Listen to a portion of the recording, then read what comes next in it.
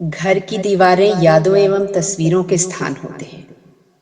अभिलाषाओं एवं आकांक्षाओं को संजोने के लिए छत और दीवार से घर को रूप, आकार देना है।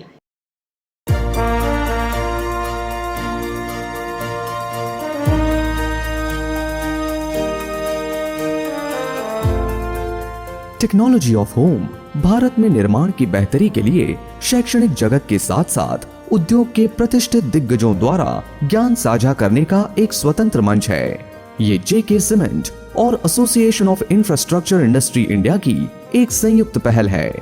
इस पहल में एक आम आदमी की मदद करने के लिए ये सुनिश्चित करेंगे कि वो एक मजबूत सुंदर घर बनाने के लिए उपयोग की जाने वाली सामग्रियों की उपयोगिता और प्रक्रियाओं से पूरी तरह अवगत हो, जिससे उसके घर के निर्माण के लिए धन का उपयोग ठीक से किया जा सके। तो आइए हम सुनते हैं प्रोफेसर अर्पिता दयाल से साइट डिजाइन और लैंडस्केपिंग के बारे में। एक साधारण इंसान के ज़िंदगी में घर का मायना सिर्फ एक ईंट पत्थर का मकान नहीं होता है, बल्कि मुझे लगता है कि वो उससे कहीं ज़्यादा होता है। जब आप एक प्लॉट अपने नाम पे करते हैं तो दरअसल आप प्रकृति का एक हिस्सा अपने नाम पे कर रहे हैं। तो कई प्लॉट्स उदाहरण के तौर पे ऐसे होते हैं जो बिल्ड टू एज होते हैं, आपके प्लॉट से सटे हुए दूसरे प्लॉट हैं, तो दोनों तरफ प्लॉट्स हैं और कई बार पीछे भी प्लॉट होता है या सर्विसेज के लिए जगह छूटती है। एक और जो बहुत सोशली महत्वपूर्ण चीज़ होती है वो होती है कि घर के जो मेन प्रवेश द्वार होता है उसके ठीक सामने एक छोटा सा प्लेटफॉर्म बनाते हैं। तो हम आर्किटेक्चरल लैंग्वेज में उस प्लेटफॉर्म को ओटला बोलते हैं। मज़े की बात यह है कि उस प्लेटफॉर्म यानी ओटला के ऊपर जो जिस तरह की सोशल एक्टिविटीज़ होती हैं, जैसे कि घर के बड़े बुज़ुर्ग सुबह के टाइम पे वहाँ बैठेंगे, सर्दियों में धूप सेकते हैं, अखबार पढ़ते हैं, चाय की चुस्की लेते हैं। इसी तरह कुछ प्लॉट्स ऐसे हो सकते हैं जिनमें सेटबैक्स होते हैं।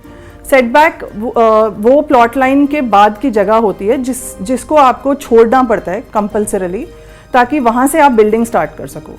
और ये जगह वो होती है जहाँ पे कि आप जो आपके पास उपयुक्त होती है ताकि आप अपनी लैंडस्केपिंग या कोई भी साइट रिलेटेड चीज़ें कर सकते हैं। इसके अलावा अगर आपका प्लॉट इससे भी बड़ा है जिसमें कि सेटबैक्स छोड़ने के बाद भी आपके पास आंगन या फिर ड्राइववे या लॉन छोड़ने की जगह हो सकती है, जिस जगह आपका प्लॉट है उस जगह का हवा, तापमान, सूरज और बारिश, इन सब बातों के बारे में सोचना बेहद ज़रूरी है। और ख़ास करके अब जबकि क्लाइमेट चेंज एक बहुत बड़ा मुद्दा बना हुआ है।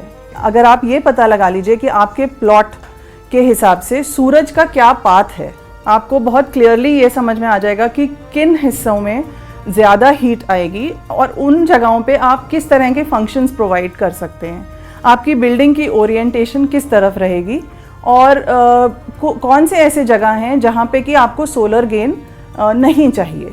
इसके साथ ही जो महत्वपूर्ण है वो है साइट की जो ज़मीन है वो समतल है या फिर ऊंची नीची है। मानिए कि साइट के निचले हिस्से हैं, वहाँ पे पानी जमा होएगा और फिर वो लो लाइंग और वेट एरियाज़ बन जाएंगे और इन एरियाज़ में फिर नींव खोदना मुश्किल हो जाता है।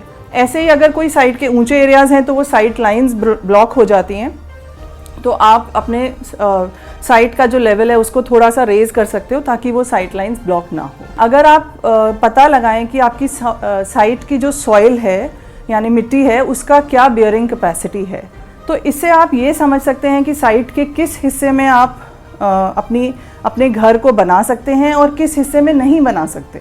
अगर आप छोटे पैमाने पे बात करें तो आपकी साइट के चारों तरफ की जो एक लेयर है आप उसको स्टडी करना बेहद ज़रूरी है।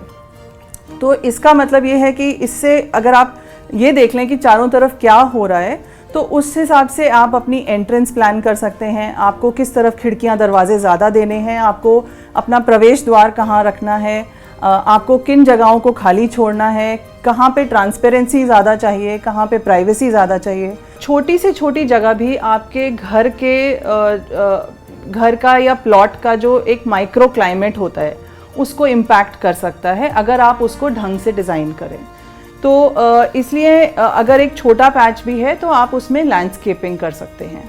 अनिवार्य रूप से दो प्रकार के लैंडस्केप्स होते हैं, सॉफ्ट स्केप यानी ग्रीन स्केप या फिर हार्ड स्केप।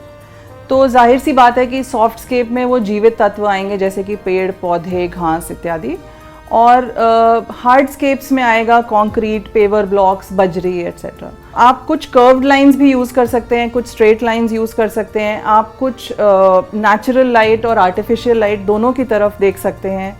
आप बाहर बैठने की जगहें बना सकते हैं जिनको हम आर्किटेक्चरल लैंग्वेज में पॉज पॉइंट्स बोलते हैं, कि आप वहाँ बैठ के सिर्फ उस जगह का आनंद ले सकें।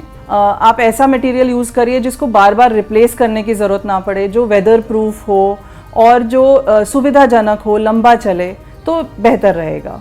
अगर आप बात करें लैंडस्केपिंग करने के स्टेप्स के बारे में, तो सबसे पहले आपको अपने प्लॉट का एक रूपरेखा तैयार करनी पड़ेगी, जिसमें कि आप साइट का ओवरव्यू, आप कहाँ से एंटर कर रहे हैं और कहाँ पे आप खुली जगह दे रहे हैं, इन सब चीज़ों के बारे में सोचना पड़ेगा। फिर जो अगली महत्वपूर्ण बात आती है वो आती है कि आपकी साइट के आसपास या साइट के अंदर कोई एग्जिस्टिंग फीचर्स जैसे कि चट्टानें या फिर पेड़ पौधे या कोई पोल जिसको आप हटा नहीं सकते, तो उसके बारे में आप कंसिडर ज़रूर करिए। इन सब विचारों को एकत्रित करने के बाद हम अपना लैंडस्केप का प्लान बना सकते हैं और उसमें हम कई सारे लैंडस्केप के तत्व जोड़ सकते हैं, थोड़े से संवेदनशील होके। प्रोफेसर अर्पिता दयाल, सहायक professor, school of planning and architecture, नई दिल्ली, एक उत्साही शिक्षाविद हैं जिनके पास शहरी डिजाइन और वास्तुकला में 16 साल से अधिक का शोध और कार्य अनुभव है, जिसमें 10 साल का शिक्षण अनुभव भी शामिल है। टेक्नोलॉजी ऑफ होम, सुदृढ़ सुंदर निर्माण।